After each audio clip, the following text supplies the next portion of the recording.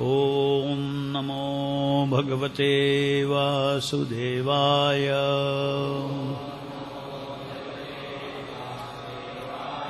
Reading from Srimad Bhagavatam, 3rd Canto, Chapter 14, text number 27.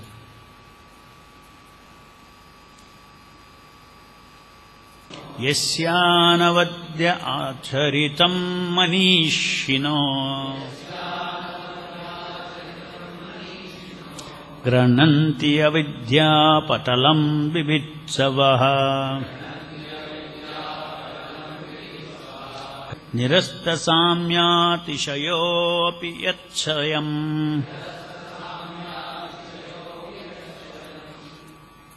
pishachacharyam acharagatis satam.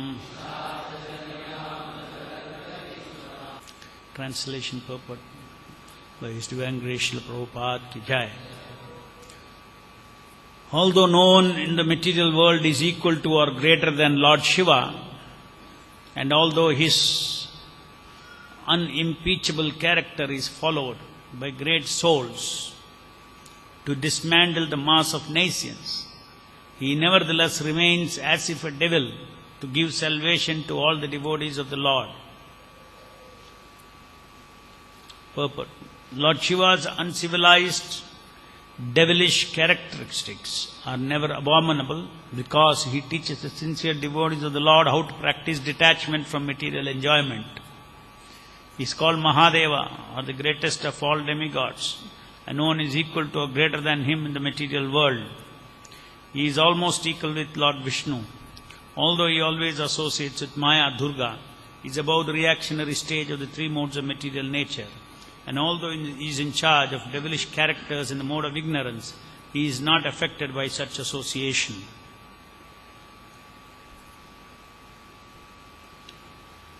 Text 28. Asanti yasya charitam hi durbagaha swatam swatman ratasya vidushuha samihitam ye vastra malyabharananu lepanehe shva bhojanam swatmayopalelalitam. Unfortunate, foolish persons, not knowing that he is engaged in his own self, laugh at him. Such foolish persons engage in maintaining the body, which is eatable by dogs, with dresses, ornaments, garlands, and ointments. Purport. Lord Shiva never accepts any luxurious dress, garland, ornament, or ointment. But those who are addicted to the decoration of the body, which is finally eatable by dogs, very luxuriously maintain it as a self. Such persons do not understand Lord Shiva, but they approach him for luxurious material comforts. There are two kinds of devotees of the Lord Shiva. One class is the gross materialist, seeking only bodily comforts from Lord Shiva, and the other class desires to become one with him. They are mostly impersonalist and prefer to chant Shivoham, I am Shiva, or after liberation I shall become one with Shiva. In other words, the karmis and the jnanis are generally devotees of Lord Shiva, but they do not properly understand his real purpose in life. Sometimes so-called devotees of Lord Shiva imitate him in using poisonous intoxicants. Lord Shiva once swallowed an ocean of poison, thus his throat became blue. The imitation Shivas try to follow him by indulging in poisons, and thus they are ruined. The real purpose of Lord Shiva is to serve the soul of the soul, Lord Krishna. He desires that all luxurious articles such as nice garments, garlands, ornaments and cosmetics be given to Lord Krishna only, because Krishna is a real enjoyer. He refuses to accept such luxurious items himself, but they are only meant for Krishna. However, since they do not know this purpose of Lord Shiva, foolish persons either laugh at him or profitlessly try to imitate him. Thus ends the Bhaktivedanta purport. So the exalted position of Lord Shiva is being explained by Kashyapa Muni to his wife. Although known in this material world is equal to or greater than Lord Shiva, and although his unimpeachable character is followed by great souls to dismantle the mass of naysayers, he nevertheless remains as if a devil to give salvation to all the devotees of the Lord. Unfortunate foolish persons, not knowing that he is engaged in his own self, laugh at him. Such foolish persons engage in maintaining the body which is eatable by the dogs, dresses, ornaments, garlands and ornaments, ointments. So, the position of Lord Shiva in the system of material existence which is meant for the conditioned living entities. The position of Lord Shiva is that he is in charge of the mode of ignorance. In other words, all the living entities in the mode of ignorance is in charge of them, he takes care of them for their material desires. Lord Shiva, even though he is in charge of the mode of ignorance in this material world, he is unaffected by the modes, any of the modes of material nature. He is transcendental to the modes of material nature. And what is the reason he is transcendental to the modes of material nature? It says that unfortunate foolish persons, not knowing that he is engaged in his own self. Only one who is engaged in his own self can actually be free from the three modes of material nature. So Lord Shiva is always engaged in his own self, means he understands his own self as part and parcel, as part of the Supreme Lord Krishna. Knowing that he is always engaged in the service of the Lord. So when the soul is engaged in the service of the Lord, when the soul is engaged in devotional service, then the three modes of material nature which is in the material side, because the Lord is on the spiritual side, in the spiritual dimension. Self is in the spiritual dimension, soul is in the spiritual dimension, soul is spirit, Supreme Spirit is also spiritual dimension. So when the soul learns how to serve or take satisfaction, take pleasure in serving the Supreme Lord, at every instant, at every opportunity, just like at every opportunity, those who are inflicted by the three modes of material nature, at every opportunity they are trying to get material pleasure for their body, for their mind, for their intellect, for their false ego. How at every opportunity the living entity in the material world who is a karmi or a jnani is trying actually for some selfish profit. So such karmis and jnanis, their glance is on this material side. Now Lord Shiva, his glance is always, being a greatest Vaishnava, greatest devotee, pure devotee of the Lord, his mind is always on the Lord. When someone's mind is on the Lord, when someone's mind is on the Lord's pleasure, then he sees this entire material world as it should be seen. How it should be seen? To engage it in the service of the Lord. So unless someone is dealing with the material energy, to engage the material energy in the service of the Lord, it is impossible to be unaffected by the three modes of material nature. That is exactly why we cannot see Lord Shiva, if for the sake of, even though he is in charge of the living entities in the mode of ignorance, he is a great example, he is a great ideal, he is a great role model for Vaishnavas who want to go beyond the mode of goodness even. That is the ultimate goal. The living entity has to engage in devotional service, develop pure bhakti and go beyond the three modes of material nature. If possible, even within this body, when one exists, it can do that. So that is the goal of the Vaishnavas. And that being the goal of Vaishnavas, Lord Shiva is actually a role model even for the people who want to go beyond the mode of goodness. So So thus Lord Shiva, in one way, is relating with those who are in the mode of ignorance to lift them up. And for the sake, and for the Vaishnavas, he is a role model for becoming transcendental to three modes of material nature. So, from the Vaishnava's point of view, if you look at the role model aspect or an ideal for a Vaishnava, is exemplified by his detachment from this material world, material energy. It's said that he never accepts luxurious dress, garland, ornament, ointment, etc. This is the spirit of the Vaishnavas also. The Vaishnavas don't want to decorate this body because they know this body is dead. It's a dead body. The Vaishnavas want to decorate their soul. Their soul is decorated by devotion. Their soul is decorated by commitment to serve spiritual master. Determination to serve the spiritual master. The soul is decorated by transcendental character. Here it is said, the character. Yasya anavadya acharitam. Acharitam means character. So Lord Shiva is endowed with a transcendental character. His character is that he is undivided devotion to the Supreme Lord. A pure devotee's character is never forgets the Supreme Lord even for a moment.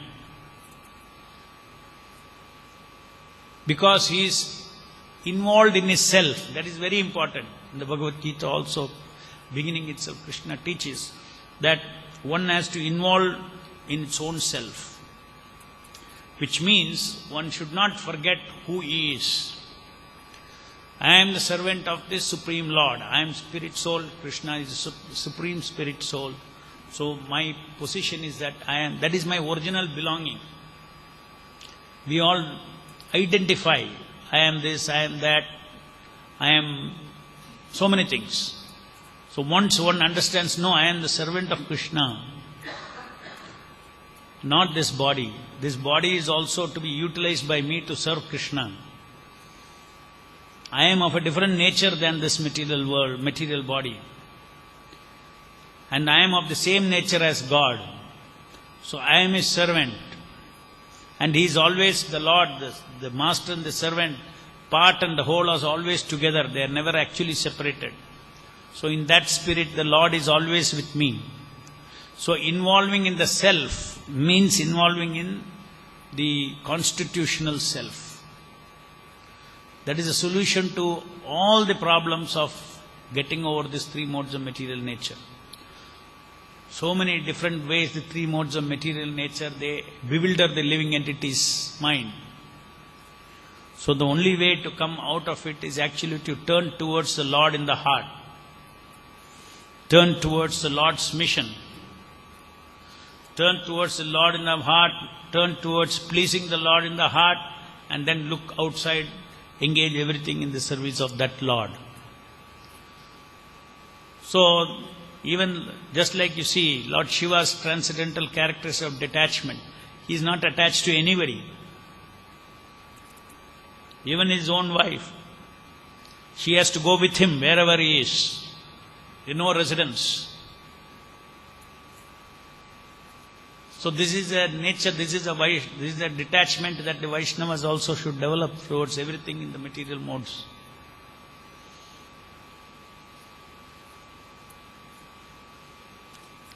The moment one's consciousness entangles in the people of this world, in the minds of those who are infused with ahankara, when our mind merges with them, we immediately get contaminated. We lose our transcendental character. Our soul's transcendental character is lost. We chant so seriously Hare Krishna Mahamantra. And then we lift our soul away from the three modes of material nature. It's so powerful, chanting of Hare Krishna Mahamantra. And then we go and put our mind in the minds of the people. Even in the name of preaching. We have to stand away. Mind of the people. That means you relate with the people with niceties and all those things. Then automatically our mind is actually gets contaminated by the mode of passion, mode of ignorance, all these kind of things. The same thing happens in the case of people who hear other people's stories, their material life, their material problems. You hear, then actually your mind also get contaminated by their ahankara. Because we are spirit souls, we all have feelings. The soul has feelings. So moment our feeling, when you hear somebody's katha, then you get, your mind also goes there. Why as a Vaishnavas, Krishna is a friend of all living entities. They should be directed towards the Lord. They should be directed towards taking shelter of the Lord. So that is the reason why we should be very careful while hearing probably you hear too much, then you have to take some karma also. There are too much dukkha if you hear. There are details of their material problems. It will influence our mind also. Okay, it is association of the modes of it. Why somebody has got very serious problem because of bad karma. It's a reaction to bad karma. So Vaishnava's compassion is not on we never have any compassion for anybody's financial problem and this problem. We don't have any compassion. Because we know it is a three modes of material nature. It's a reaction, karmic reaction. Our compassion is how can once for all give him a medicine to come out of this kind of situation. How to liberate the living entity by introducing chanting in his life. That is the purpose. Otherwise, there is no question of hearing their katha from them and getting contaminated. People all in the mode of ignorance or in the mode of passion.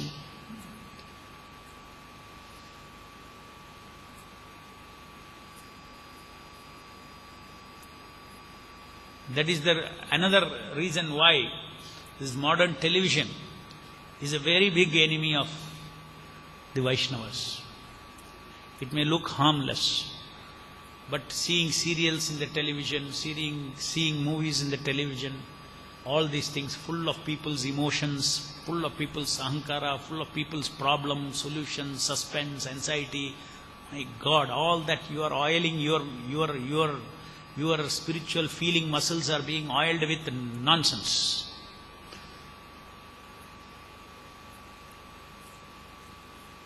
Ultimately, everything that you see is going and impacting up to the soul. Why I should see some nonsense?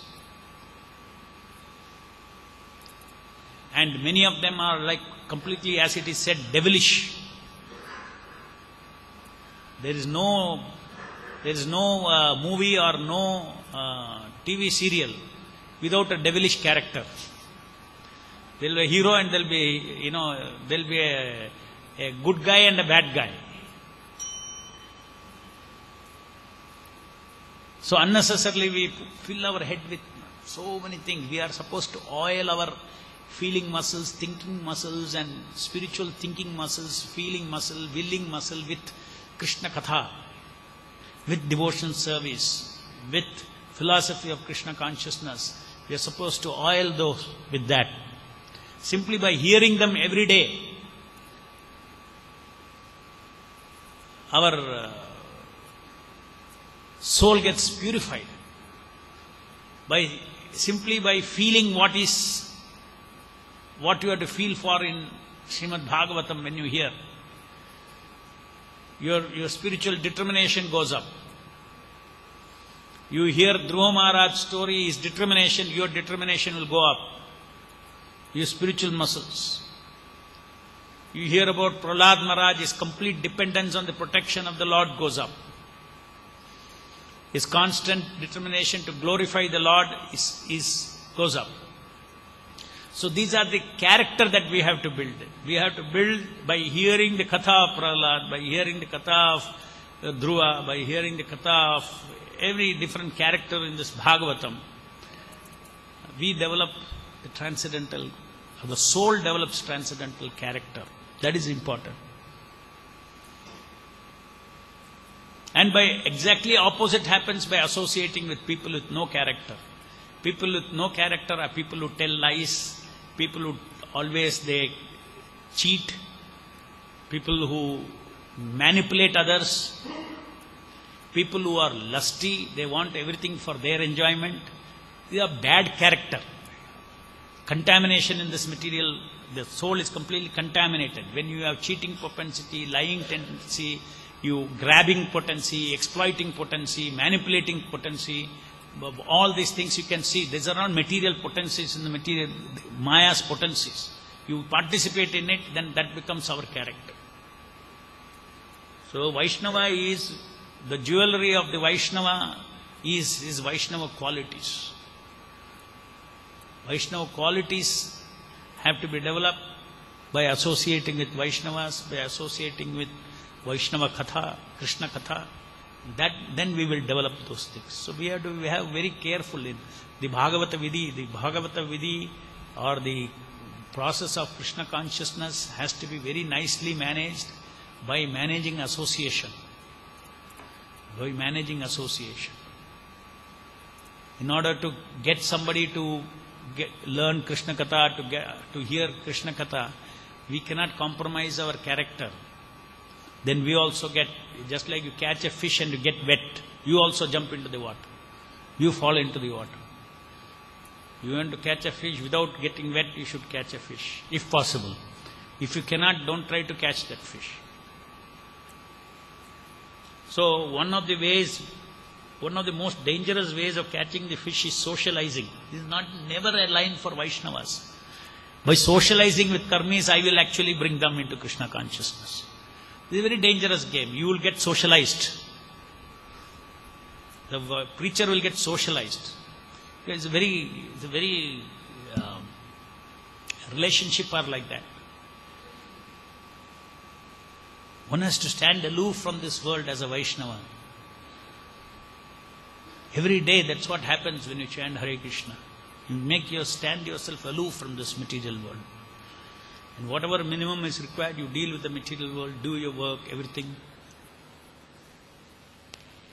So that we should be very conscious. But here Lord Shiva is capable. He is associating with three modes of material nature, constantly surrounded with devils, but he is unaffected. We can never imitate that situation. We have to be very conscious.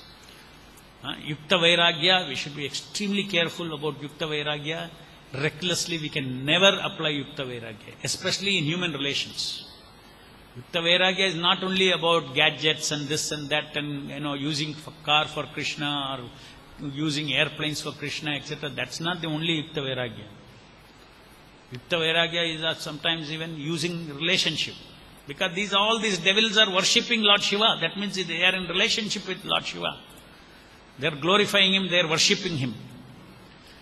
So if somebody is worshipping you, generally get into a relationship. Here Lord Shiva, it is said that he doesn't, all these guys are worshipping, and so many people in the government of ignorance are worshipping him, but that worship doesn't affect him. So in the same way, Vaishnavas may be respected, honored by so many people in so many different ways, but Vaishnavas not affected. But to be not affected is not easy. Not easy. One has to develop very high level of character. And according to his development of character, he can engage in dovetailing. Character is not a momentary property. Character is cultivated.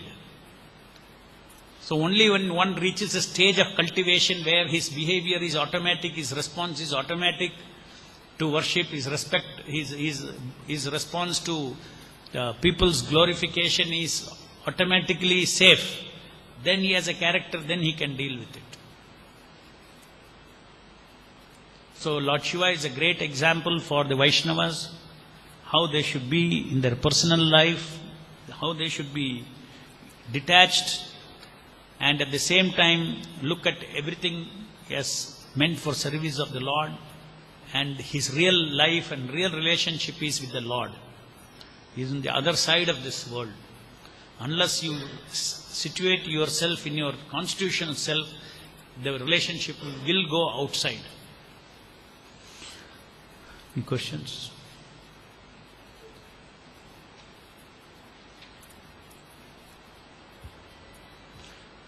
जय ग्रंथराज श्रीमद् भागवतम की जय, जगत गुरु श्रील प्रभुपाद की जय।